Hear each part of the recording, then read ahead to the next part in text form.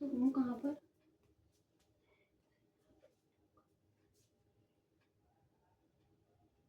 तो हम उसको जला के घर आते हैं। तो घर आके हम नहाते हैं, धोते हैं और गंगा जल से पवित्र होते हैं। और कढ़ाई में हम क्या बना रहे हैं, घर आके, मतलब घर आके मतलब कभी भी हो, क्या बना रहे हैं, सब्जी की जगह में जहाँ ठाकुर जी का भोग बनना चाहिए और ठाकुर जी के लिए दही मलाई और राबड़ी और खीर बननी चाहिए, वहाँ क्या बन रहे हैं, मुर्गे के टांग। वो भी तो मुर्दा ही हुआ ना। अभी तुम मुर्दे को जला के आए हो, नहा रहे हो, धो रहे हो, साफ हो रहे हो, घर आके गंगा जल छिड़क रहे हो, तो तुम साफ कैसे हो गए हो? और फिर तुम एक प्राणी को मार के ला रहे हो, काट के ला रहे हो, टुकड़े टुकड़े बना के ला रहे हो, फिर जो कढ़ाई में ठाकुर जी का भोग बनता है उसमें तुम उसे पका रहे हो। तो तुम्हारी बुद्धि शुद्ध कैसे होगी? तुम्हारे बच्चे बड़े आदमी कैसे बनेंगे? तुम्हारे बच्चे दिमाग वाले कैसे बनेंगे? तुम अपने बच्चों को वही तो खिला रहे हो ना। तो ये गलत तो है ना। ये एक प्राणी को काट के तुम अपने कढ़ाई में उसको भून के और ऑमलेट बना के खा रहे हो। तुम भी खा रहे हो, अपने बच्चे को भी खिला रहे हो, और तुम्हारे पति दारू पी रहे हैं।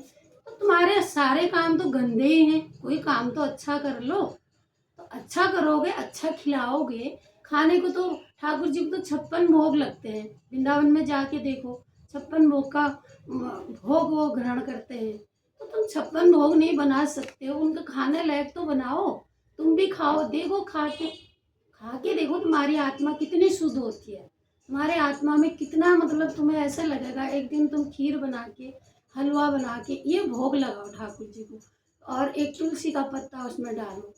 तो तुम भोग लगाओगे ना, तुम्हें ऐसे लगेगा कि मेरे ठाकुर मेरे आगे आके, और मेरे कितने प्यार से मेरे भगवान इस भोग को पा रहे हैं। उस भोग को तुम खाओ और फिर तुम उसे पाओ। और सीधा सीधा खाओगे तो वो आसक्ति है, और भोग लगा के खाओगे तो वो भक्ति है। सरल सरल बातें इतने हम संतों से सुन रहे हैं, ज्ञानियों से सुन रहे हैं। रोज संतों ने अपने जिंदगी लगा दी हमें सिखाने में, हमें सुनाने में। वहां तो सुनने में अच्छा लगता है, वहां तो हम सुनते हैं, दो दो चार घंटे गुरुजी जितने सुनाते हैं सुनते हैं। फिर क्या है, कलयुग का भार इतना है, जूते में पैर पड़े, और वो जो झोली में तुमने वहां से फूलों को लाए हो, वो फूल जैसे ही तुमने जूते में अपने पैर डाला और वो फूल झड़ गए। फूल तुमने झाड़ दिए जो वहां से लाए हो। 7 दिन में कुछ नहीं होता, 7 दिन की 9 दिन की कथा होती है। तो इसमें कुछ भी नहीं होगा, इसमें तुम्हारा कुछ भला नहीं है। 7 दिन में तुम सिर्फ अपनी आत्मा को नहलाओ धुलाओ और अपने आत्मा का संचालन करो, और 7 दिन तुम बस इस आत्मा पर ध्यान दो, शरीर पर ध्यान दो, जो गुरुजी बताते हैं उन चीजों को ध्यान दो। 7 दिन में तुम्हारा कुछ भी नहीं होगा, और तुम्हें उठना बैठना खाना पीना इन चीजों को वो बताते ही हैं, वो सब कुछ बताते हैं। तो बताते हैं तो उन चीजों को थोड़ा ध्यान में रखो। और झोली में फूल लाए हो वहां से, तो सत्संग के फूल होते हैं, उन फूलों को लाए हो तो उनको सजाओ, उनको उनको याद करो। जैसे खाना, तुम ठाकुर जी को खाना नहीं होता है, भोग होता है, बनाते हो रसोई में, तो भगवान को याद करके बनाओ उसको, और गाओ, भगवान के भजन गाओ, तब बनाओ। और देखो तुम्हारे घर में तुम डाली देरी दूर हो जाएगी। मैंने तो पा लिया, 25 साल की उम्र से मैं लगी हुई हूँ। मैं कथा घर घर जाके करती हूँ, घर घर जाके जो भी मेरे से जुड़ा है, मेरे शिष्य जो भी हैं, आज वो कहाँ पहुंच गए, कितने घर बसा दिए मैंने, कितने घर बस गए। आज फोन आते हैं मुझे, क्योंकि मैं गांव में भी, उत्तराखंड में भी मैं बहुत कथा करके आ गई हूँ। प्रवचन मेरे ऐसे होते हैं। तो मेरे बड़ों ने मेरे सत्संग नहीं सुना, मेरे बच्चों ने सुनाया ज़्यादा। वो बच्चे आज कहाँ है, कोई मिनिस्टर बन गया, कोई पुलिस में चला गया, कोई कोई मास्टर बन गया, कहाँ चले गए वो बच्चे? आज ज्ञान से ही चले गए ना। आज इतने मानते, इतने फोन आते हैं, और मेरे को भी तो खुशी होती है ना। हाँ यार, मैंने क्या बताया उनको, कुछ भी नहीं दिया। मैंने बोला हनुमान चालीसा पढ़ो और खान पान बिटो, अपना सही रखो। देखो सिया राम बोलना सिखाया। हर कोई मेरे को आज नमस्कार ऐसे कोई नहीं बोलता, नमस्ते नहीं बोलता, जो बोलता जय सिया राम, जय सिया राम गुरु माता, ऐसे बोलते हैं। तो मैंने कम से कम कुछ और मैं उनको नहीं दे पाई, उनके खान पान के लिए बताया उनको। आज वो मुर्गा नहीं खाते हैं, आज वो अंडा नहीं खाते हैं, आज वो गंदी चीज़ों को नहीं सेवन करते हैं, आज वो दारू नहीं पीते हैं, गुटखा नहीं खाते हैं, सिगरेट नहीं पीते हैं। तो ये चीज़ क्या है, ये चीज़ हमें विनाश की ओर ले जाते हैं। मैं तो कहती हूँ जिन माता पिताओं के बच्चे हैं ना, उनको तो ये चीज़ का सेवन बिल्कुल नहीं करना चाहिए। हाँ, जिनके नहीं है बच्चे, वो जो कुछ भी करो, तुम्हारी तो खुद की ज़िंदगी है, अपने ज़िंदगी में कुछ भी करो। और जिनके बच्चे हैं, अरे दो दो बच्चे होते हैं आजकल, बच्चे भी इतने सारे नहीं हैं, उन दो बच्चों के भविष्य को बना दो ना, उनको अच्छी अच्छी शिक्षा दे दो ना, उनको अच्छा उनको खिला दो, अच्छा उनको पिला दो, अच्छा उनके बारे में सोच लो, अच्छा करो उनके लिए ना।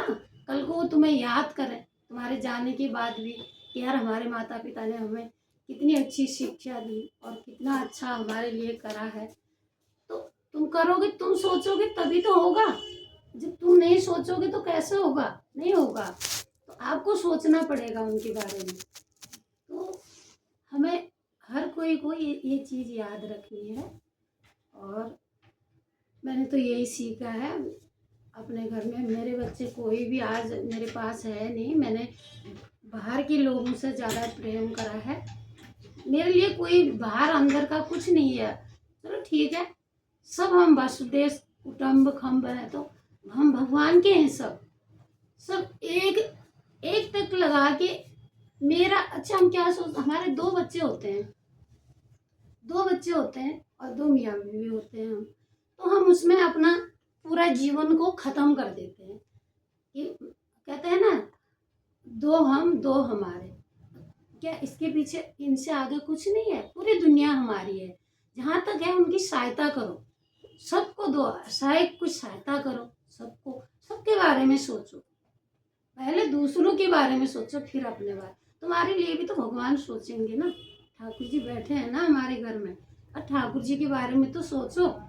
ठाकुर जी ने हमें दुनिया में लाए हैं, इतने बढ़िया जीवन दिया है हमको। क्या कमी है हमारे पास, सब कुछ तो है। कमी है खान पान। अगर आपने अपने खान पान में ध्यान दे दिया, माताओं ने अच्छा खाना बना दिया, सवेरे बच्चों को अच्छा खिला के भी स्कूल को भेज दिया, तो सारा दिन उनका भी तुम्हारा भी दिन बहुत अच्छा जाएगा। तो मेरे कहने का मतलब यह है, बुरा मानने की बात नहीं है, बुरा मत लगाना मेरी बात को। अगर मेरी बात को ध्यान में रखोगे। मैं भी तो, मेरे पास क्या था, हाँ मैं अपना कुछ खाती पीती, मेरे घर में कुछ नहीं बनता। और मेरे जो मुझसे जुड़े हैं वहाँ तक बहुत लोग सुधर गए, ऐसी बात नहीं। जो मेरे शिष्य हैं, जो मेरे साथ सत्संग में घर घर जाके मैं सत्संग करती हूँ और ज्ञान देती हूँ, मानते भी हैं। और मेरी इतनी उम्र हो गई है तो मैं लगी हुई हूँ। मैंने भी संतों से ही सुना है, अपने गुरु जी से सुना है, सब संतों को, अच्छे अच्छे संतों को सुनती हूँ मैं। इंद्रदेव स्वामी को सुनती हूँ, वृंदावन में रहते हैं वो। उनका सत्संग मेरी आत्मा को छू जाता है। मैं उनकी राम कथा, शिव कथा, सारी कथा करते हैं वो राम कथा भी करते हैं, शिव कथा भी करते हैं, वो देवी भागवत भी करते हैं, वो गणेश पुराण भी करते हैं, वो सारी जितनी कर, वो ज्ञानी पुरुष हैं। उनकी तो हम क्या, उनकी चरणों की तो हम धूल भी नहीं है। उनकी चरणों की एक कण भी हमें मिल जाए वृंदावन जाके, वो तो बहुत बहुत बड़ी बात है। ऐसे संतों को मैं सुनती हूँ, मुरारी बाबू को सुनती हूँ, इन संतों को मैं सुनती हूँ जो जो आत्मा में बैठ के कथा सुनाते हैं। आत्मा में भगवान को बसा के जो कथा सुनाते हैं, इनकी कथा सुनती हूँ। मैं रोती भी हूँ बहुत कथा सुनने में, मेरे को बहुत आनंद आता है। और मैं गंदी चीज़ों का सेवन नहीं करती हूँ, और मैं यही तुम लोगों को भी बताती हूँ। और ज़िंदगी मिली है खाने पीने के लिए, थोड़ी ना मिली है। अरे चटनी रोटी भी तुम खा लोगे ना गंदी चीज़ों को छोड़ के, और देखना तुम्हारे घर खुशियों से भर जाएगा। तुम्हारी आत्मा पुलकित हो जाएगी, हर्षित हो जाएगी। भगवान हमारी आत्मा में ही तो है, भगवान ही तो हमारे अंदर बैठे हैं। हम भगवान को क्या खिला रहे हैं, गंदी गंदी चीज़। हमारी सोच जा कहाँ रही है, बहुत बुरी चीज़ भगवान को खिला रहे हैं। तो हम कहते हैं फिर कि भगवान ने हमारे लिए क्या करा, भगवान को दोष देते हैं। उसको दोष क्यों दे रहे हो, दोष अपने आप को दो।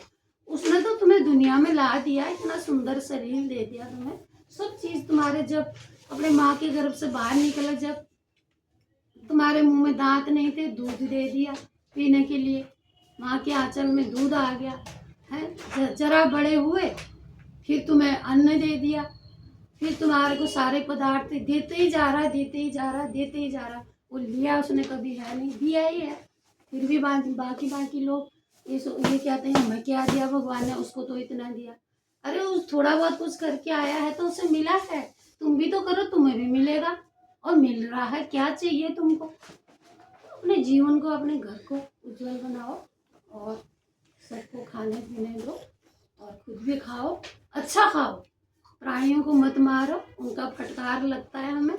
हम तो कोई मुर्गों को काट के लाएंगे तो उसको खाएंगे, कढ़ाई में पकाएंगे, तो वो क्या हमें आशीर्वाद देगा?